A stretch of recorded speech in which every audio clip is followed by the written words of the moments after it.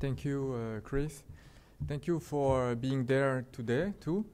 I'm happy to share what we're doing in China, and tell you what about the environment of Chinese serious gaming today.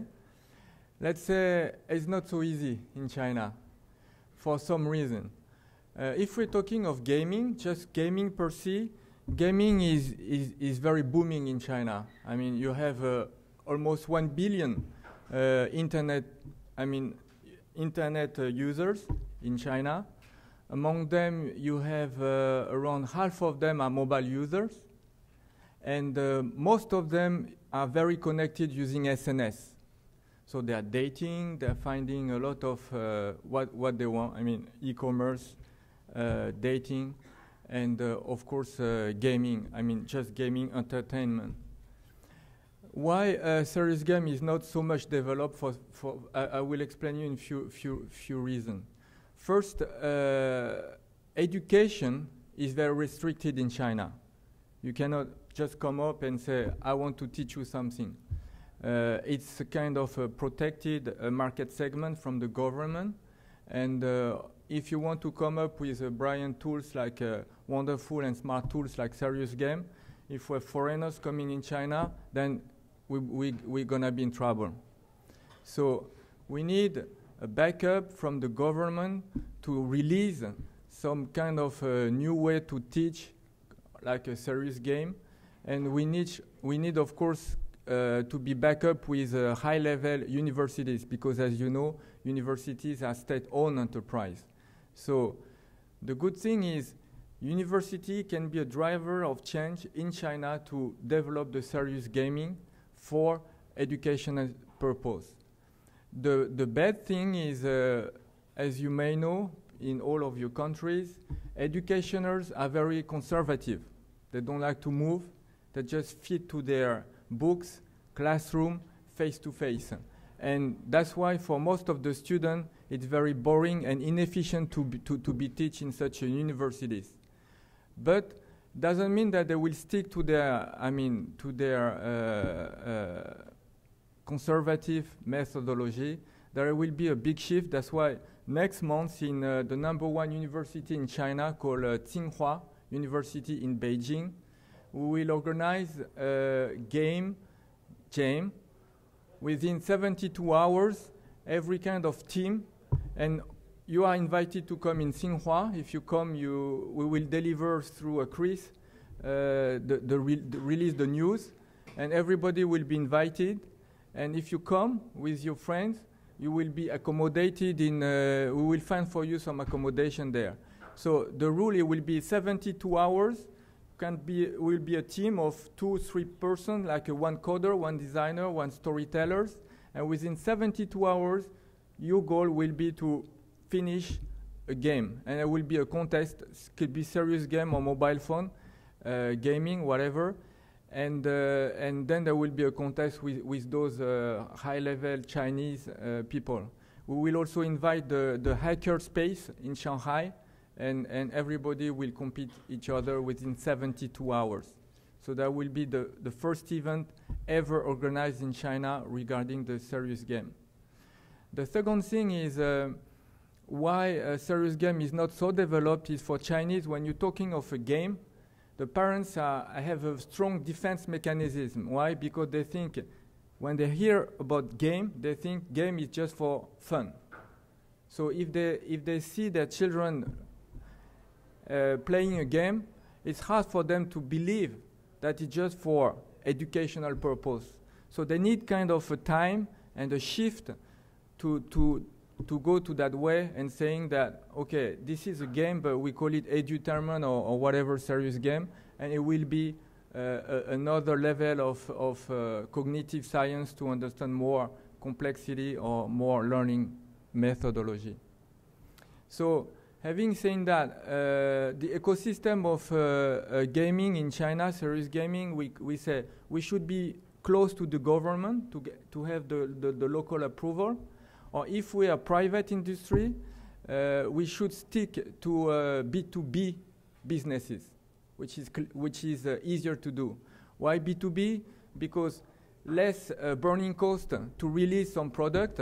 And of course, B2B is where the money is.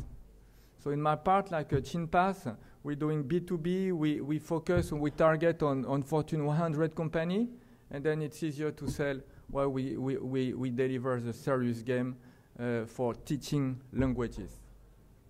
So having said that, if you have any more questions about China, I will be happy to answer your question. I just want, before concluding, that telling you that I should be with one of my partners who is very high level in Chinese government too. She ran a company with 3D game as well as mine, and then we focus together in the development of serious game, and we will organize this gaming jam in Tsinghua next month. So you will have the information, and you're more than welcome to join us in Beijing. Hi everyone, my name is Frankie Tam. I'm representing Hong Kong. I guess our situation is kind of similar to what Charles has just described. We are at the very beginning of developing serious games in Hong Kong. What we are focusing on is more on learning games, games in education.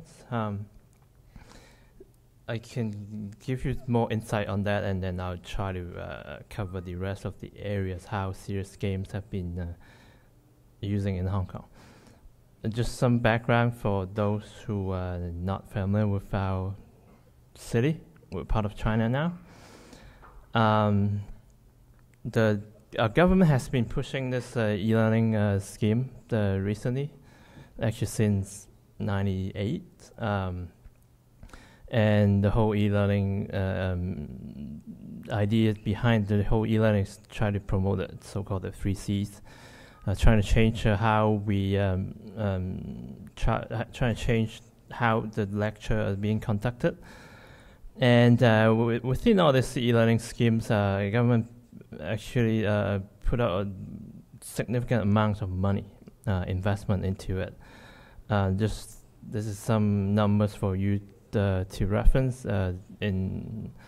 Within that 11 years, the government put in $7.2 billion into infrastructure, just to make sure all the classroom, all the schools are connected with proper hardware and all this. And science from last year, they have initiated a couple of projects or schemes that are more focusing on the software side. The first one would be started last year. There's a pilot scheme on e-learning. That's another $68 million. They selected 21 projects at the end to use e-learning in the classroom. And then they will pilot it for 3 years. And so from now, it will be 2 years from now, we'll see the result. Hopefully, there will be something positive. And out of these 21 projects, one of them is actually game-based learning. So we are pretty excited about it. But we were hoping there will be, more than that, will be 2 or 3. But then one was being picked. And starting from earlier this year, there's another so-called e-textbook scheme has started. The whole process just began in September. That's another $50 million. Is for any interested party to develop e-textbook for the school to use, which will deploy in 2014. It's also a 2 years kind of trial. Schools can participate in a pilot, and 2 years after, we'll see how that's going. So, in regard to all this government initiatives, so actually a lot of people or students or teachers or parents are becoming aware of this e-learning, and then they will be related to games, because games is one of the most popular form of IT in education. So we have seen more games being deployed in the classroom. More games are being used in the classroom. Either they are web-based game or they are apps on different mobile devices. And we also partnering since last year, we're also partnering with an organization in the US called Game Desk. We're trying to bring one of their learning systems, it's called Embodied Learning System, to Hong Kong. It's in the process, because it's also involved in other semi-government bodies, so the process takes extremely long. We were hoping to launch it actually right now, but it is getting delayed, and we're hoping we can launch it somewhere in the first quarter next year. It is an embodied learning system. It's play games. Student just imagines expanded version of Kinect. You play games through your full body motions, learning physics, maths, and all this. And there's also a lot more game development competition pops up through last year. Some of the competition that we are being involved, a basic law competition, game development competition. Hong Kong has our own law system, and we base everything on what we call basic law. In order to promote this to everyone, the government has organized a game competition based on this idea. So participants, students has to actually study the law, find out what's interesting, and turn it into a game. And another similar competition is occupational safety, just to bring awareness to all these blue-collar workers, what they should be careful of when they go to work. And our association also organized an annual digital games competition. It was our third year last year, or actually this year. I just passed it, and we got a triple submission just in the past event. So gaming related to education is actually getting it's definitely gaining a lot of ground. Okay, other than the learning side, some of the initiatives also can be found in Hong Kong. One is by the Hong Kong Polytechnic University. They have made a bunch of games on Kinect, which help us stroke victims to regain, to do rehab. And Hong Kong Housing Authorities also has they call it resource center. They have a bunch of games like Kinect-like games. You need to play with your bodies and things.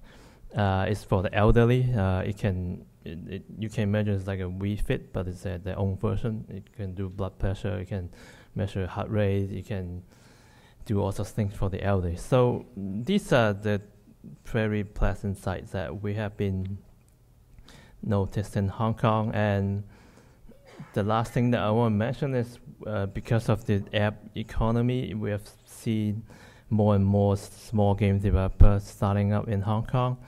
And our next step is to get in touch with them and make sure they know about the whole serious game, what it is about, and hoping we can also gain more developer support, and hopefully there will be more serious game output from our side. Thank you. Thank you very much. Good evening.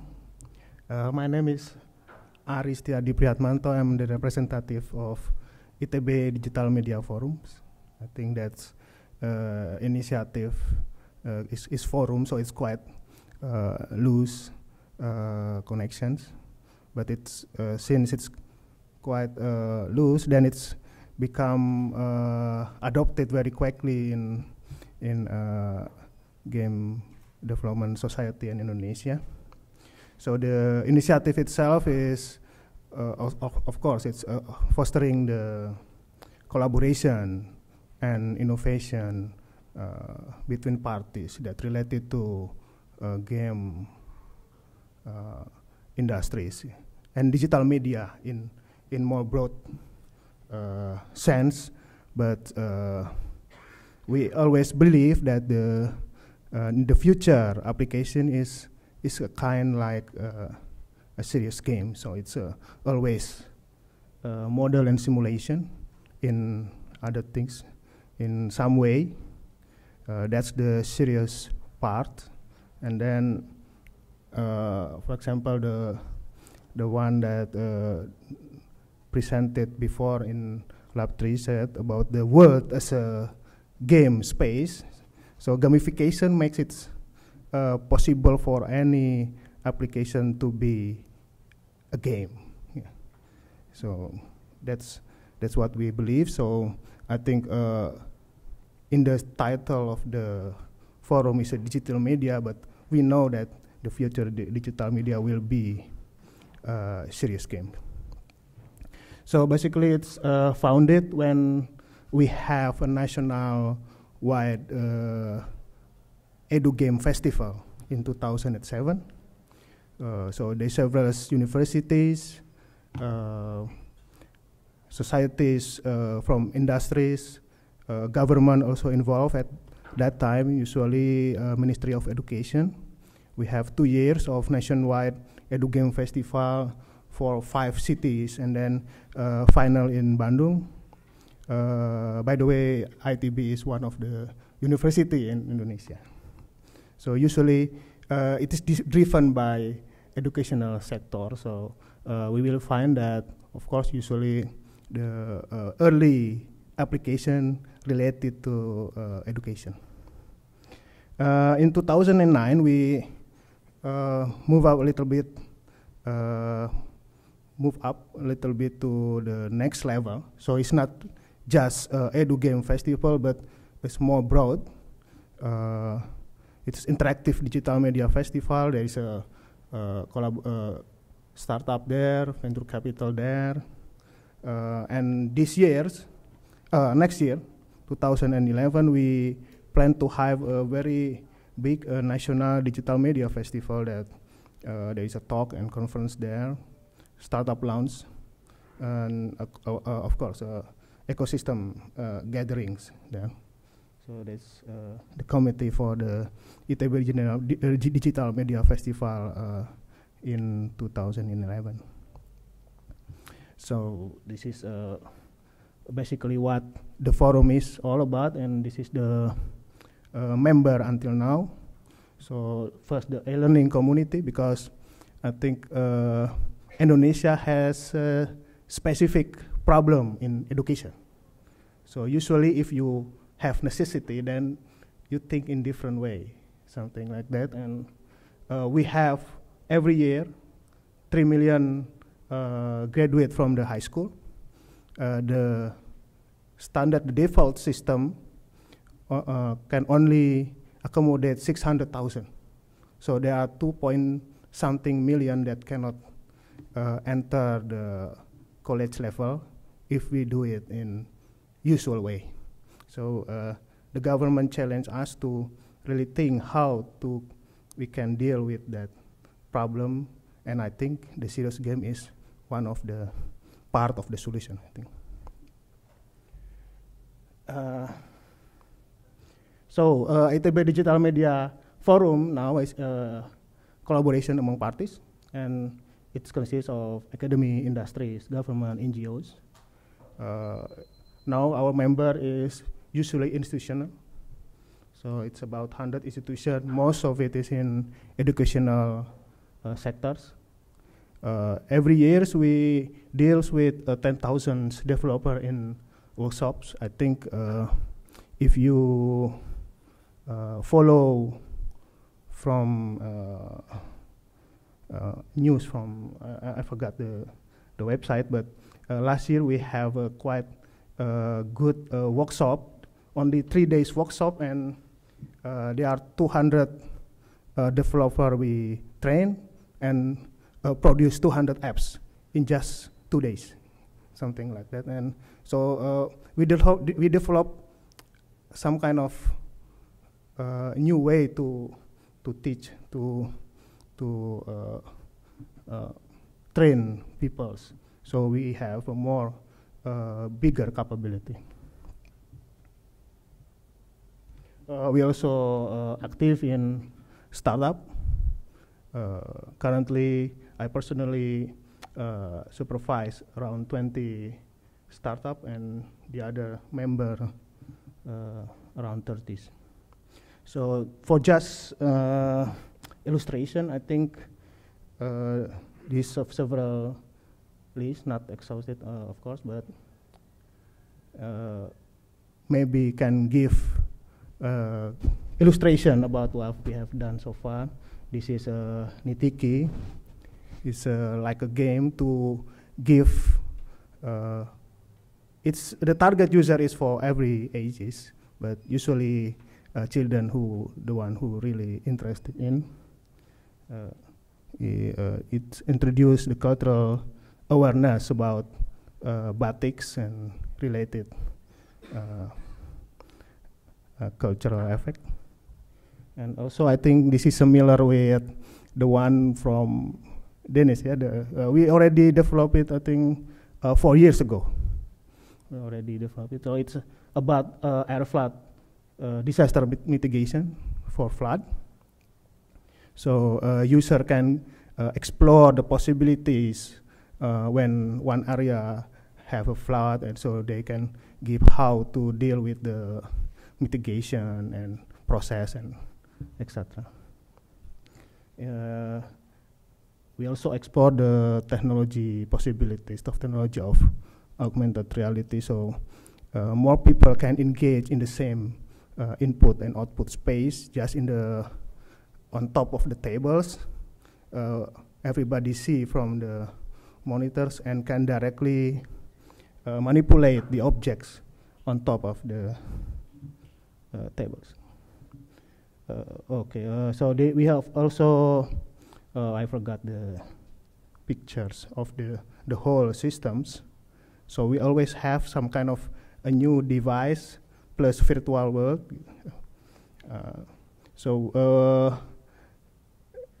The museum, National Science Museum, give us a challenge to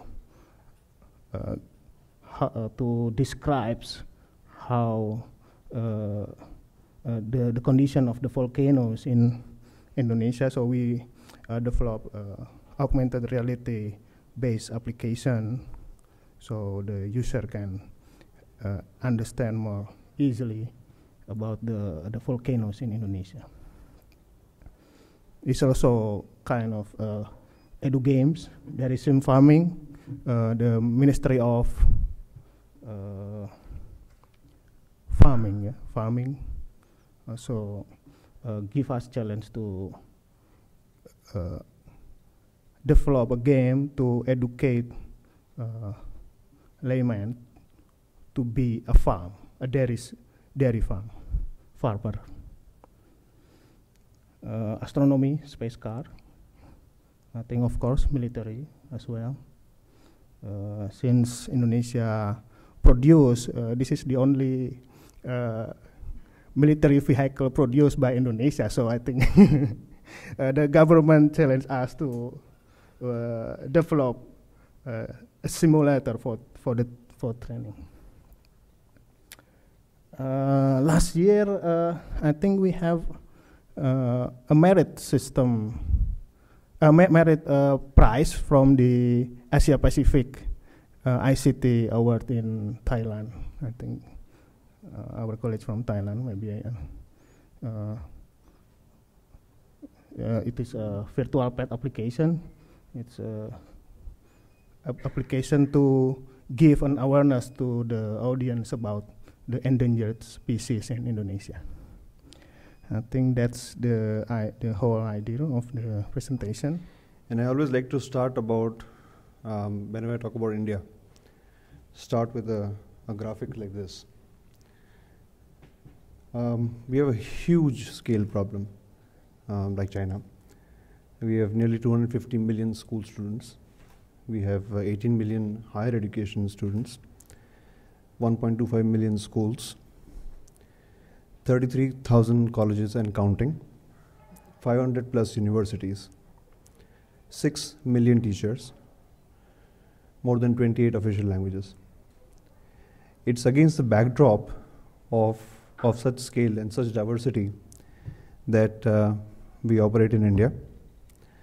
And every challenge for us has we looked at in this segment. So we're not looking at somebody said 500,000 students in Singapore. We have 6 million teachers. So the entire scale equation is huge in India. And that sort of drives a lot of the thinking and decision making around technology and education in India, infrastructure being the worst hit. And I think this is where an association like ours can really help push some of the influence, some of the changes that can come into the classrooms. With care, because not all solutions are technology solutions, and therefore we may need to have a lot of solutions which are non-technological or non-digital in nature.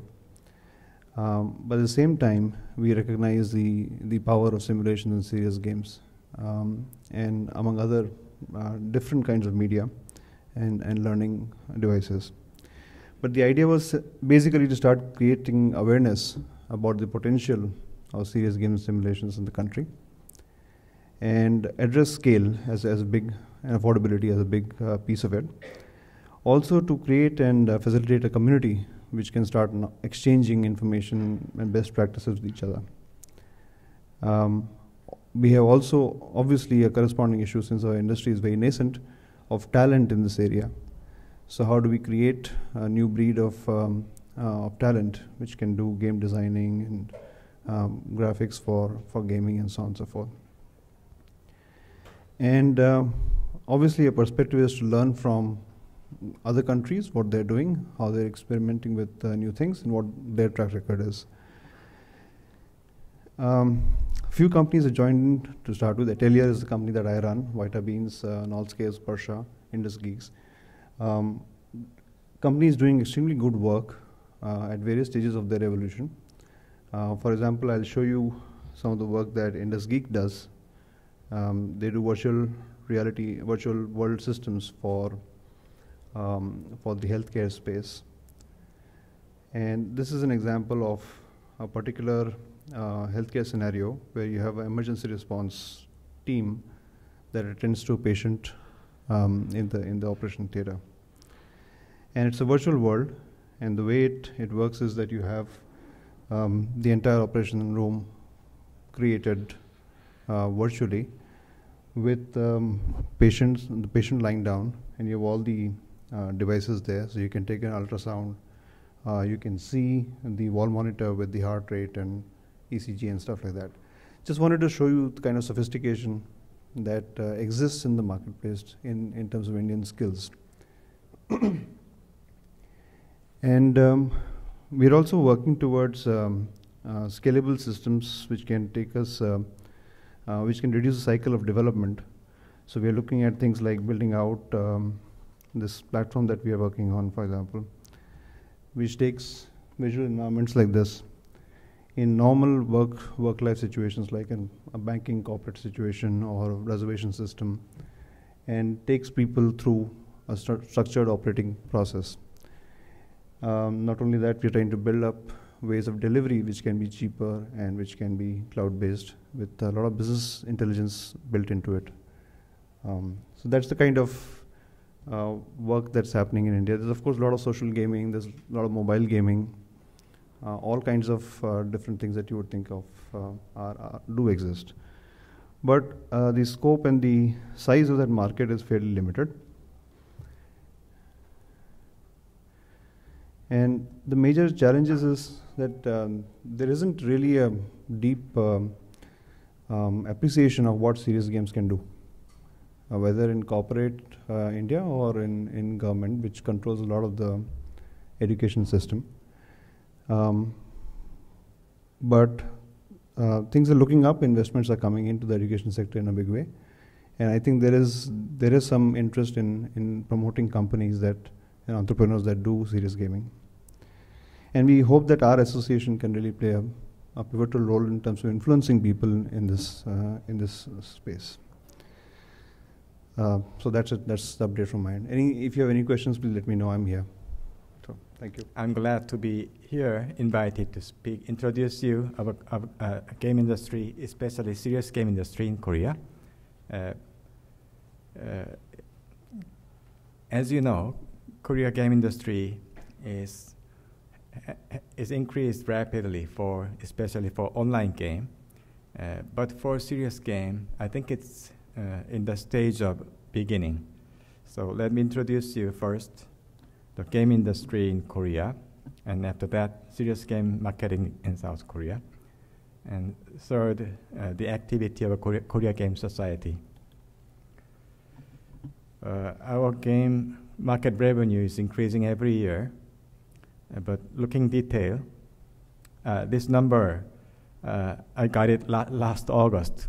Every year we announce a white paper of game industry. So this data, I got it from last October. Looking detail, our market is focused on mainly online game. But we are looking for mobile game market. It is increasing every year because smartphone game is increasing in Korean market. We count around, last year, we count around 3,000 companies for game developing. But this August, we count more than 10,000 companies for game developing because mobile game company increased a lot. Just 5 to 10% made a company for new business of mobile game, smartphone game. When we are looking, when we ask the company, don't you have any interest for serious game? Most companies tell that they are interested, but it is not matured yet. Even though they make serious game, they cannot make money at this moment. That's why they don't do that. So it's the beginning stage of serious game in Korea. Export and import ratio. Every year we are exporting much more games to all over the world. For serious game market, it is announced, not my data, but other data. In 2015, it will grow up to 10 billion euro. Last year, we made report for serious game market in Korea. Looking the data inside, educational game is mainly focused in Korean serious game market. In fact, many serious games for mathematics, English, it was open. It was announced in Korean game market, but they were not successful. Anyway, most games, because most people are interested in studying mathematics and English, so it was a focus of company, developing company. But these days, healthcare and other things, business-like, it is coming up. Let me show you some other materials.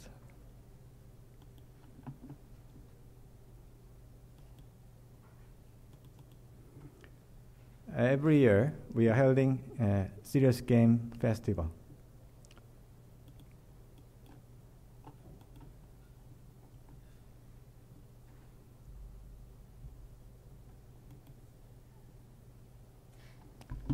This year, it's number fourth festival we had at the end of last August. I wonder if it is not working. PDF file it is.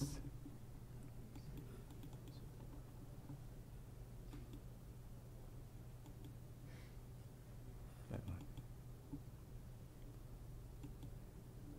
Okay, thank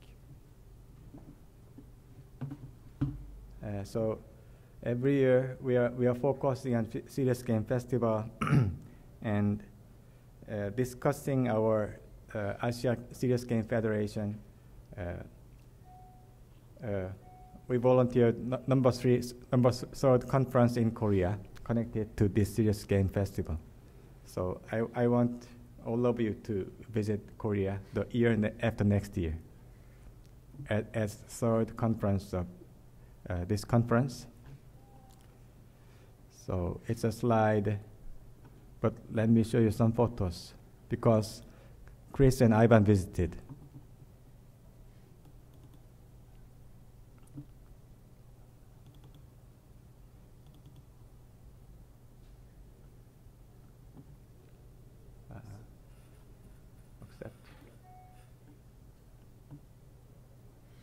I didn't tested my photo. Yeah.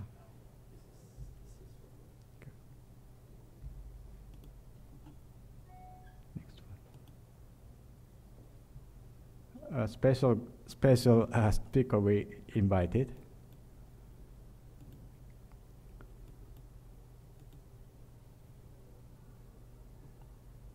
Can you find Chris here?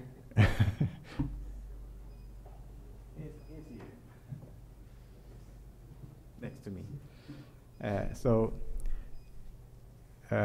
For serious game, the industry in Korea is not working actively, but most companies have interest for serious games. If they can make money for that, they will devote all of their effort for serious games. So we are looking for a successful business model in Korea. But this festival is going on every year by a local government of Gyeonggi, near Seoul. Lastly, I'd like to show you the activity of Korea Game Society.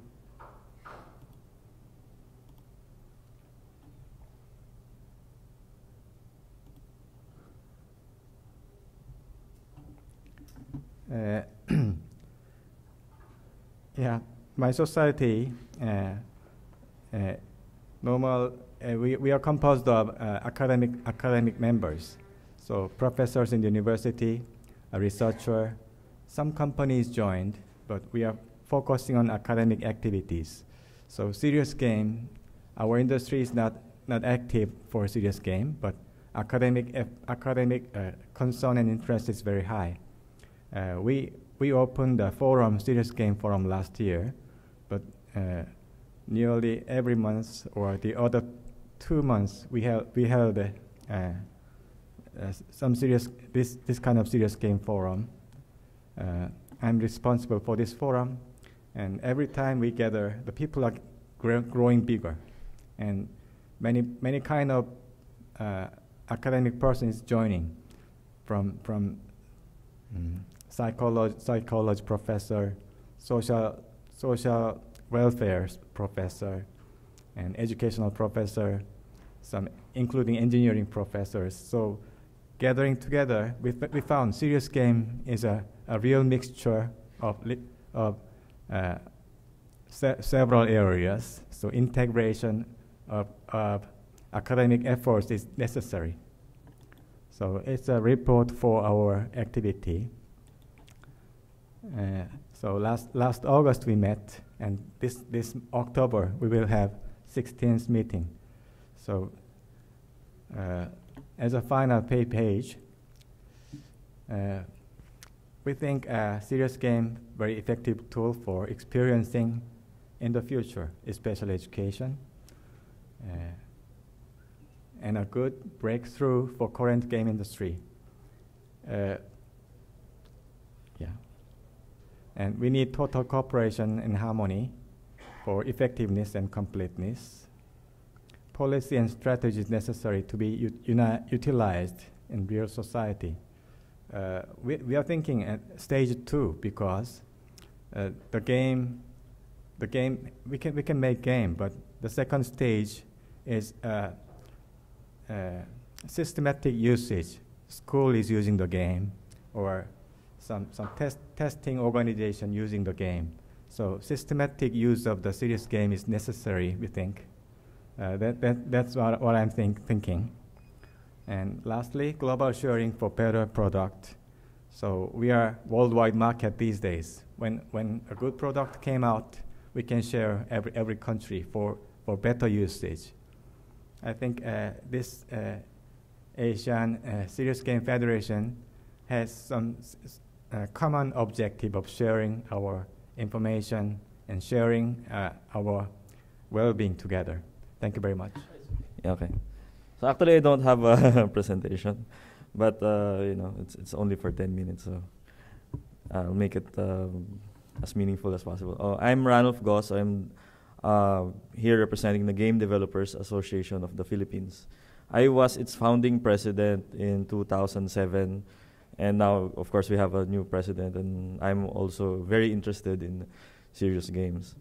Now, just to give you a brief overview of our association, we're composed of companies, schools, and individual members. We're like around 30 plus members in the Game Developers Association. And why we came to making our association is that before it was IGDA Manila. We're one of the IGDA chapters in the world, and government wants to talk to us about gaming. During that time, it was so weird because gaming was sometimes confused with gambling. So it was those were very interesting times, and we decided to set up our own association to focus on game development. Right now, the game development industry is in the Philippines being considered as a sunshine industry, and right now the main thrust that we have are art assets and mobile development. So these are our two main strengths, and it's we just have a little bit of testing and console in the association. Now, with regards to government and how government perceives games, in fact, serious games. They're actually getting educated. In fact, we have I get invited to Senate hearings about like the creative industries, which includes, of course, games. If there's a investment board meeting, to get benefits for game development companies, where we represent the industry.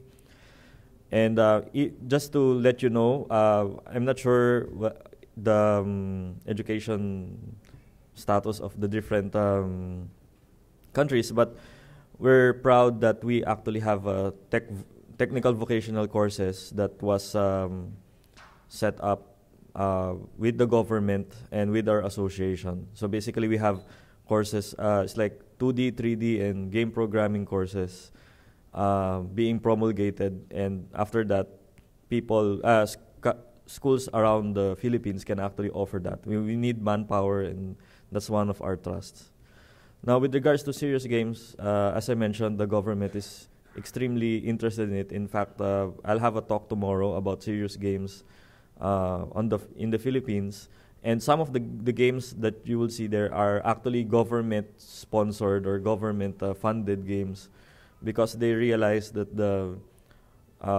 our country is becoming a very, digital savvy country. We have like 30 million plus Facebook users. We're like one of the best countries in regards to social media and mobile usage. In fact, I think we're also the text capital of the world. So that's one of the things that we're looking at, and we're happy to be part of the Serious Games initiative.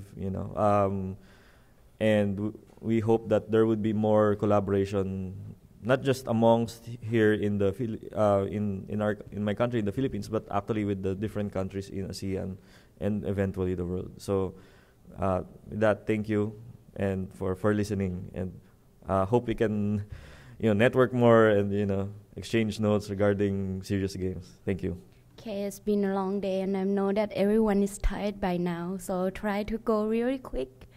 So my name is Thidarat, and now for today I'm talking about Thailand video game industry as a whole. So at first, I know that Thailand is not one of the top country when we are talking about video game. So let me give you some information about what's the current status of our country. In this PowerPoint, you see the general number in million Thai baht about the Thai game industry. When we do the white paper each year, we compare between animation, game, and e-learning. So video game is something that bringing in country a lot of money. And for this slide, we're comparing between last year to 2011 and 3 years ago. The this graph means the most recent year, and this is for the last 3 years ago. And it's divided into different categories of game that we produce. So as you can see, online game is a big part of Thailand. And second from that, we do a lot of mobile and tablet these days, but we capable of doing good console game and handheld. So for people that haven't seen products from Thailand, we do have a few titles that's not serious game and quite noticeable in the industry. We have a title of ARES that's on stream, made by Thai company, and we sell it directly to the stream. And so many when you're meeting with the Unity team tomorrow, you see that it's a feature game for them. So for the market segment, I'm trying to using Zoom method of dividing what kind of serious game we have in different markets. So for people who listen to her in the morning would understand it in the same line. In the education market, it's now quite hot for making games or application for first 6-year students. The reason is that Thai government decided to give out the tablet for free to every child in the first grade student. Under the program, 1 tablet per child. So now most of the people in, I would say, software industry trying to create the content for the tablet. It will be embedded in the tablet by the government and giving it out to children. The second thing that's pretty noticeable in the education market is the training using video game for the ESL and culture or concept or theory. The 3 pictures below showing one of the training center that training English for young children using the tablet. They actually buy their own tablet, create the game for the tablet, and use these two to teach children. Children come to learn English at the center and take back the tablet to kind of do daily exercise and come back again to check the result. And they're doing pretty well. Another type of game that I was talking and I would like to feature in this presentation is called Great King City. The reason is that it's kind of generating sponsorship of 10 million Thai baht, which is quite a lot in Thailand for creating a game. For those of you who not know the exchange rate, it's roughly 1 Singapore dollar to 25 baht Thai, or 1 USD to the 30 baht Thai. So we gain a lot of sponsorship to make this game, and it is a Facebook featuring real-time economic that gain the information from a new rooms and updated weather information. So you can select to be making a farming game using the King theory about sustainable agriculture. So you play the game using the real information about what the price of the product now today and what's the weather in each region you are in to kind of interact with it. It's now featuring in 3 languages, and the sponsorship come from within the country and outside the country, discussing renewable energy. So for the corporate market, we're big on the employee training, especially for the safety training. This picture is actually getting from a driving simulation from Korea, but we do have similar training thing that is not really disclosed to the public. The only reason that I know because I was helping SIPA or software kind of supporting, promoting organization of Thailand doing the Select project. Last year they're giving out between 500K to 5 million Thai baht to the application that's off standard and show some benefit back to the country. So I've seen a lot of safety training program that you could say is serious game. And what surprised me is a lot of training for the etiquette, for especially the company that have joint venture between, for example, Thai and Japan. They teach about the Japanese etiquette and how you can react to Japanese customer. For the medication and healthcare market, What I'm showing you now is the project called Mission 2 is like the cooperation between Thai and US organization. The US organization is Hope Lab. This game aims to help the young adult with cancer. And for more detail, I'll talking about it on Saturday, so I better keep some, right? So you come back and listen to me. Okay, so the game was selected to feature in the, there's an event created by the Thai Ministry of Foreign Affairs and the US Embassy.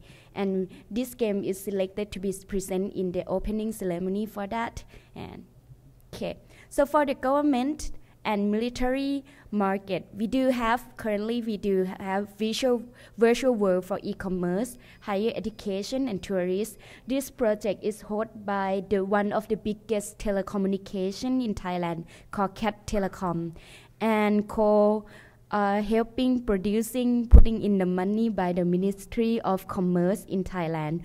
The initiative dream is to create the space for the foreigners to meet with Thai, and you can go and explore the main tourist attraction in Thailand, because we strong is about the tourism, and also do selling the Thai local product.